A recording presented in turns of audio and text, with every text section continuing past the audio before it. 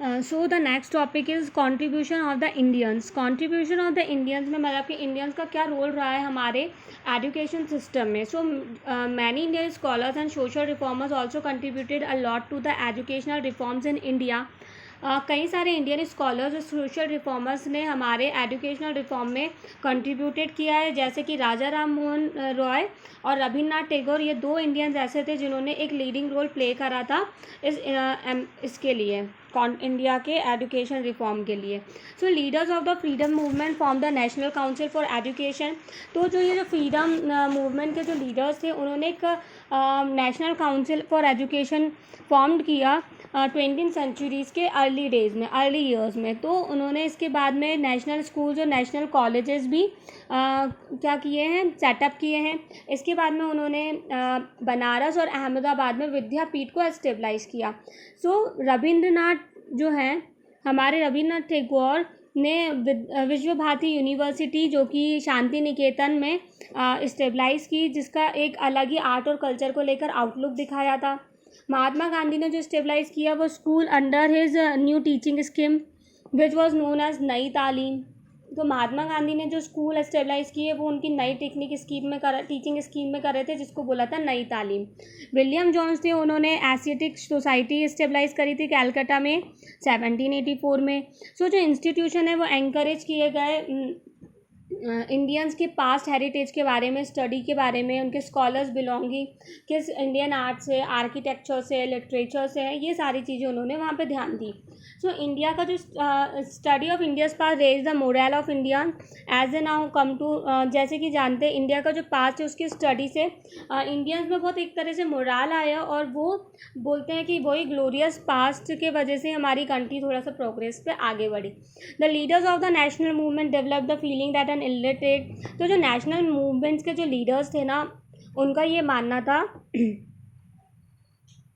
कि सिर्फ एक जो इलिटरेट या इग्नोरेंट नेशन है वो कभी भी कोई सॉलिड प्रोग्रेस नहीं कर सकता है, इसके लिए लिटरेसी होना बहुत इंपॉर्टेंट है। As a result they demanded the introduction of free and compulsory. इस वजह से उनका डिमांड था कि हर जगह पे फ्री और कंपलसरी एजुकेशन हर बच्चे को दिया जाए, 6 से 10 साल के बच्चे को।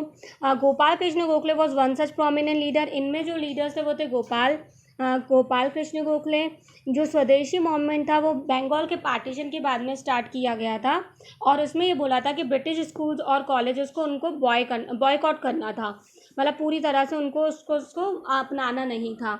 It led the establishment of many national school. इसके अलावा कई सारे नेशनल स्कूल्स और कॉलेज का एस्टेब्लिशमेंट हुआ। सो मूवमेंट जो था महात्मा गांधी का के दौरान जो ब्रिटिश स्कूल्स थे वो बॉयकॉट किए गए लार्ज नंबर्स में, और विद्यापीठ स्टेबलाइज की गई। However not much was done by the British government in this regard when Indian become independent in 1947 only 21। तो इतना बॉयकॉट करने के बाद में, लेकिन इंडिया जब इंडिपेंडेंट हुई 1947 में, सिर्फ 24% जो मेल थे और 7% फीमेल पॉपुलेशन लिटरेट थी। और इंडियन का जो एजुकेशन सिस्टम था इंडिपेंडेंस के बाद ही मोमेंटम में आ पाया। अब इसके बाद में बात आ रही है growth of science. So no doubt modern education develop the scientific attitude. तो कोई डाउट नहीं है इसमें, जो मॉडर्न एजुकेशन है उसने साइंटिफिक एटीट्यूड डेवलप किया है। It was perhaps one of the reason that Raja Ram Mohan advocated for English.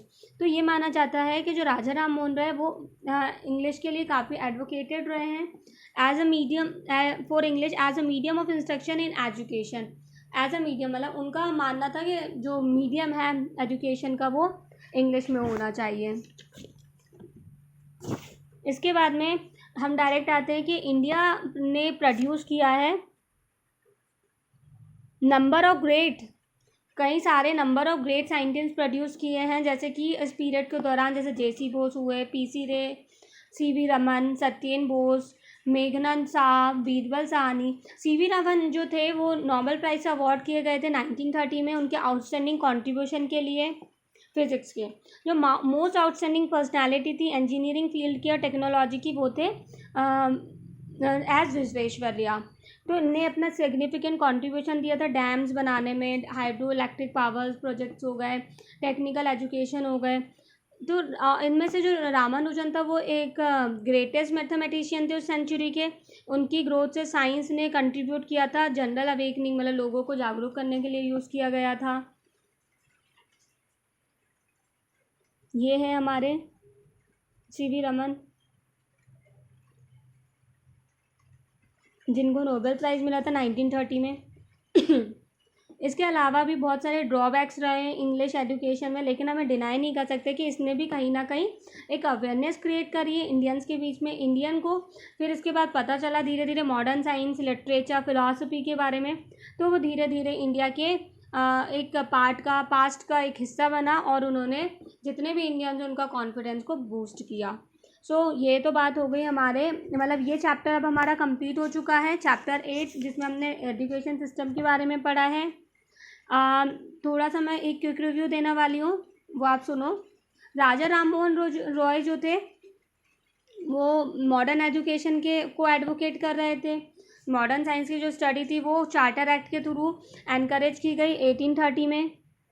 Lord Macaulay जो थे, वो उन्होंने यूरोपियन लिटरेचर को प्रमोट किया था और साइंस को। Native of India's sir Charles Wood dispatch through a remarkable change. Charles Wood dispatch जो थे, उन्होंने रिमार्केबल चेंज लेकर आए थे इंडिया की एजुकेशन के फील्ड में। कई सारे इंडियन सोशल रिफॉर्म ने एजुकेशन सिस्टम को प्रमोट करने के लिए अपना कंट्रीब्यूशन दिया।